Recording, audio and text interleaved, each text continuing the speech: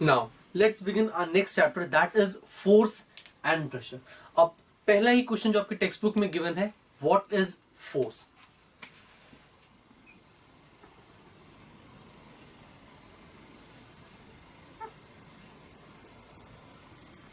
तो फोर्स एक बेसिकली एक फिजिकल क्वांटिटी है that has tendency to change, to bring external changes in a body. External changes like change of speed, change of direction, etc. So force is a physical quantity that changes the state of rest or of uniform motion of a body in a straight line. Force क्या होती है? Force is a physical quantity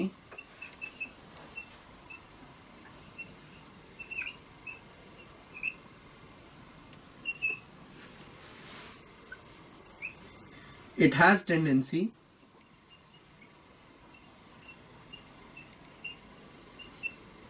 of changing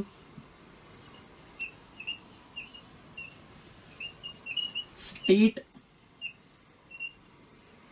of a body from, ठीक है, state of a body.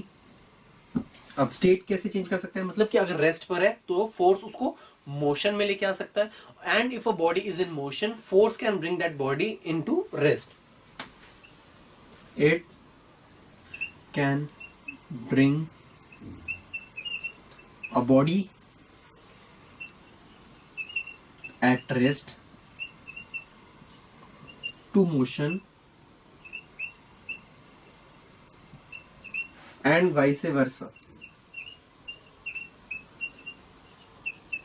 वैसे versa as in अगर कोई body motion में है तो उसको रेस्ट पे भी लेके आ सकता है. Its unit is, it's SI unit is Newton. तो ये कुछ बेसिक चीजें हैं फोर्स के बारे में जो हमें पता है. Okay, the next thing is what is Newton's first law of motion. Okay, Newton's first law of motion. Newton ने अपने फर्स्ट लॉ में स्टेट किया था कि अगर कोई बॉडी रेस्ट पर है तो वो रेस्ट पर ही रहेगी, and if a body is in motion तो वो मोशन में ही रहेगा until and unless an external force is applied. Now there is a question that might be coming to your mind कि जैसे कि अगर मैं कोई बॉल फेंक रहा हूं इस लॉ के हिसाब से, तो अगर मैंने कोई बॉल फेंकी है तो वो तो मोशन में ही रहनी चाहिए, वो चलती ही जानी चाहिए. लेकिन ऐसा नहीं होता है, बॉल कुछ वक्त के बाद रुक जाती है automatically. Now why does that happen? It happens because of, क्या कहा था इसके हिसाब से, until and unless an external force is applied. And is an external force applied? Yes, एक ऐसी फोर्स अप्लाई होती है जो हमें दिख नहीं पाती है, विच इज एयर का फ्रिक्शन. ओके, सो एयर फ्रिक्शन यहां पर अप्लाई हो रहा है. सो बेसिकली ये लॉ हमेशा सही साबित होता है, but there is always some or the other external force, इसीलिए कोई भी बॉडी हमेशा मोशन में नहीं रह पाती है. Okay, Newton's first law of motion. A body at rest will continue to be at rest, and a body in motion will continue to be in the state of motion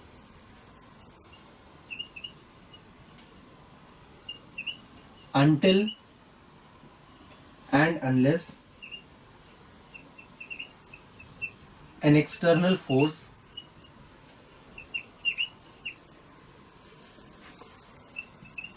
is applied. Okay, जब तक कोई external force apply नहीं होती तब तक अगर कोई body rest पर है तो वो रेस्ट पर ही रहेगी, और अगर कोई बॉडी मोशन में है तो वो मोशन में ही रहेगी। ओके, अब ये हुआ बेसिक जो हमारे इस चैप्टर में हमारे बहुत काम आने वाला है, फोर्स और Newton's first law of motion के लिए। Now there are, you would have definitely seen कि कई बार ऐसा जैसे कि अभी मैंने एक एग्जांपल दिया कि जैसे कि हमने एक बॉल थ्रो की, लेकिन वो बॉल कुछ वक्त के बाद रुक जाती है, isn't it? Why? Because there is a force that is not visible to us, isn't it? On the other hand, कई ऐसी फोर्सेस होती है जो हमारे लिए इजीली विजिबल होती है, जैसे कि किकिंग ऑफ अ बॉल।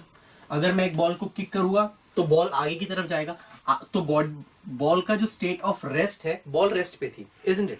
मैंने उसको किक किया तो मैंने एक एक्सटर्नल फोर्स अप्लाई किया थ्रू माई लेग। अब वो एक्सटर्नल फोर्स की वजह से बॉल का जो स्टेट ऑफ रेस्ट है, it has change to the state of motion. और अगर एक स्टेट ऑफ मोशन जैसे कि बॉल की ही बात करें, कुछ देर के बाद वो बॉल अपने आप रुक जाता है। Now I told you that there is force of friction which is not visible to us but it does exist. हवा का जो प्रेशर होता है, हवा का जो रेजिस्टेंस होता है, वो हमेशा प्रेजेंट होता है। ओके, सो ये जो चीजें है ये हमारे जो सेकेंड लॉ ऑफ मोशन है उसको वैलिड करती है। नाउ अब एक चीज देखते हैं, first is contact force and the other one is non contact force.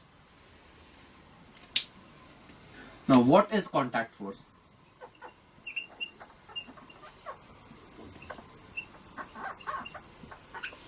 कुछ एग्जांपल्स देता हूं, kicking of a ball,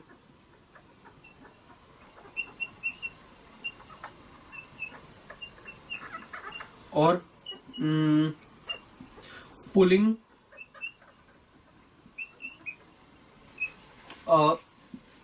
dog. ठीक है, अगर मैं किसी को वाया रोप, यू नो, कुत्ते का जो वाया बेल्ट, बेसिकली कुत्ते के गले में हम लोग बेल्ट डाल के हम उसको खींचते हैं। Okay, and then pushing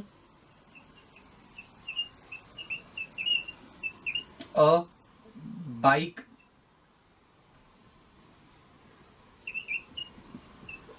etcetera. And there are so many examples जहां पर बॉडी मूव कर रही होती है बिकॉज ऑफ एक फोर्स जो किसी दो चीज के कांटेक्ट की वजह से आता है। किकिंग अ बॉल और मेरे लेग को जो मैंने किक किया है, लेग्स उन दोनों के बीच में कांटेक्ट होता है, उसके बाद बॉल आगे की तरफ जाती है। Pulling a dog via belt, जब अगर मैं किसी डॉग को उसके बेल्ट से पुल करने की कोशिश करूं तो बेल्ट और वो जो डॉग है उनके बीच में कांटेक्ट फोर्स होता है। इवन फोर्स जो है मेरे हाथ से लग रहा है तो मेरे हाथ और उस बेल्ट के बीच में कांटेक्ट फोर्स है। पुशिंग अ बाइक, अगर मेरी bike, you know, sometimes you would have seen the if the bike gets punctured तो फिर bike needs to be pulled or push, you know, or so as to take it to the garage. Okay, तो फिर उसके अंदर भी एक contact force होता है, हम फोर्स लगा रहे हैं उस बाइक के ऊपर। तो उस टाइप की जो फोर्स होती है जिसमें डायरेक्ट कांटेक्ट होता है दो ऑब्जेक्ट्स के बीच में, दो एंटिटीज के बीच में, उसे हम कहते हैं contact force. A force that acts through direct contact of two objects or via one or more object is called contact force. Okay, so a force that occurs due to contact between two or more objects due to direct contact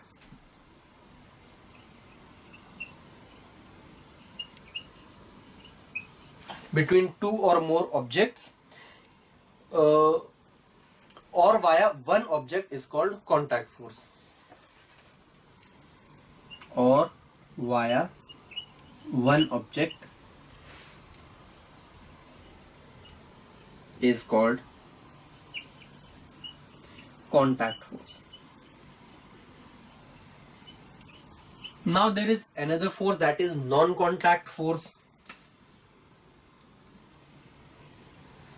Okay, अब ये कौन सी forces होती है? Non contact force मतलब कि एक ऐसा force which exist and there is no direct contact between the force. Example, अगर मैं कभी प्लेन से नीचे की तरफ जंप करूं और हेलीकॉप्टर से जब इफ वी जंप तो obviously we will directly come to the ground, we will directly fall on the ground. Why does that happen?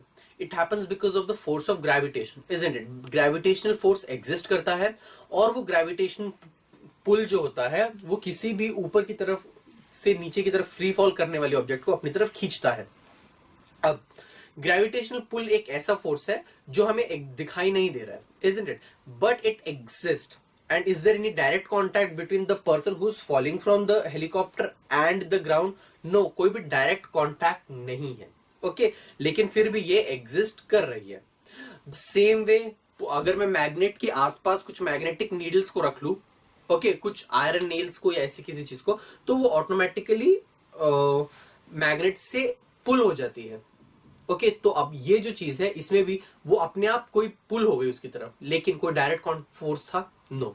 Such forces जिसके अंदर कोई भी डायरेक्ट कांटेक्ट नहीं होता है दो ऑब्जेक्ट्स के बीच में, स्टिल यू कैन सी और फील द पुश और पुल of any between the objects, then it is known as the non-contact forces.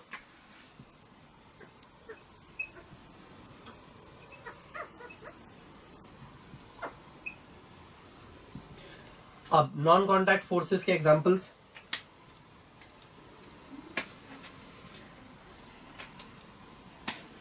free fall of a body,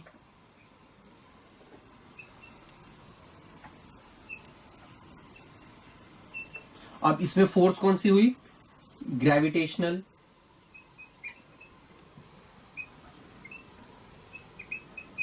pull. Next nails getting pulled towards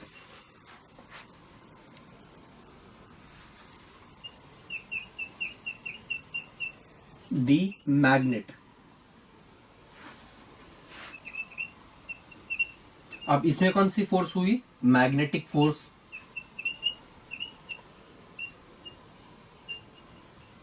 और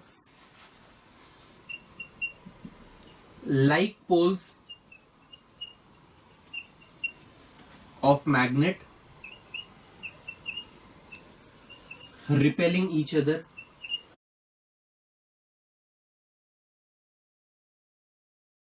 अब हम लोग इस चीज को पहले एक बार समझ लेते हैं। There is an experiment that is given to you. पहले उसको समझने से पहले एक बार इसकी देख लेते हैं पहले तो इसकी डेफिनेशन क्या होती है of non contact force.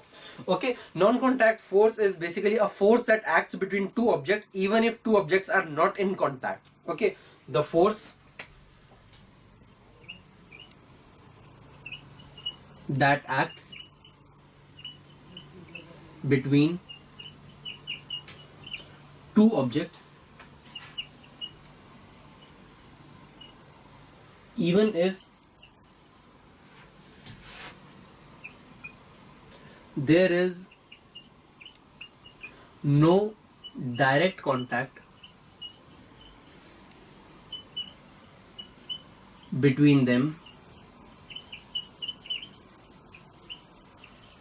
is called non-contact force।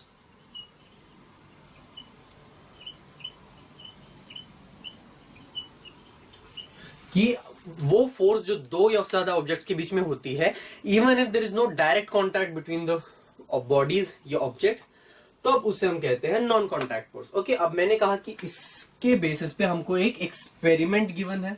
Okay, now the experiment is एक वाटर का टैंक लीजिए और दो बॉटल्स हमें उस वाटर टैंक के अंदर छोड़नी है।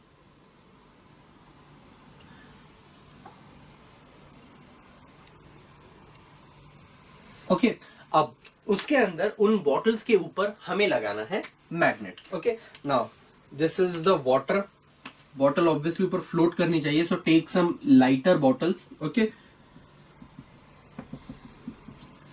अब हमें इसके ऊपर क्या लगाना है? मैग्नेट। ये ले लेते हैं साउथ, ये ले लेते हैं south, and let this be north, let this be north. अगर हम इस तरीके से हमारे मैग्नेट्स को रखेंगे कि साउथ पोल और नॉर्थ पोल अलग अपोजिट साइड्स में, मतलब कि नॉर्थ और साउथ देखिए साथ में आ रहे हैं और वो साउथ और नॉर्थ जो अपोजिट साइड में चले गए. Unlike poles are towards each other. तो आप देखोगे that the body, the bottles will come towards each other. मतलब कि ये जो है ये एक दूसरे की तरफ आ जाएगी. Okay, now how does that happen? There is obviously some force. वो कौन सा फोर्स है? Magnetic pull. दोनों एक दूसरे को अपनी तरफ खींच रहे हैं. अब सेम वे इसी एक्सपेरिमेंट में अगर हम लोग मैग्नेट्स के डायरेक्शंस को उल्टा कर दे, इसको यहीं रहने देते हैं, इसके डायरेक्शन को मैं उल्टा कर देता हूं ताकि नॉर्थ नॉर्थ साथ में आ जाए और south, you know, basically like poles gets attracted towards each other, facing each other. हम उस तरीके से रख दें कि लाइक पोल्स नॉर्थ नॉर्थ एक दूसरे की तरफ या फिर साउथ साउथ एक दूसरे की तरफ फेस करने लग जाए. तो उस टाइम पे आप देखोगे कि जो बॉटल है वो एक दूसरे से दूर चली जाएगी. It will repel. Now it is again because it's a share example of non contact force. आपको एक फोर्स दिख रही है, इसीलिए बॉटल्स एक दूसरे की तरफ या एक दूसरे से दूर जा रही है, लेकिन फिर भी there is no direct contact. तो नॉन कॉन्टैक्ट फोर्स का ये एक क्लियर एग्जाम्पल है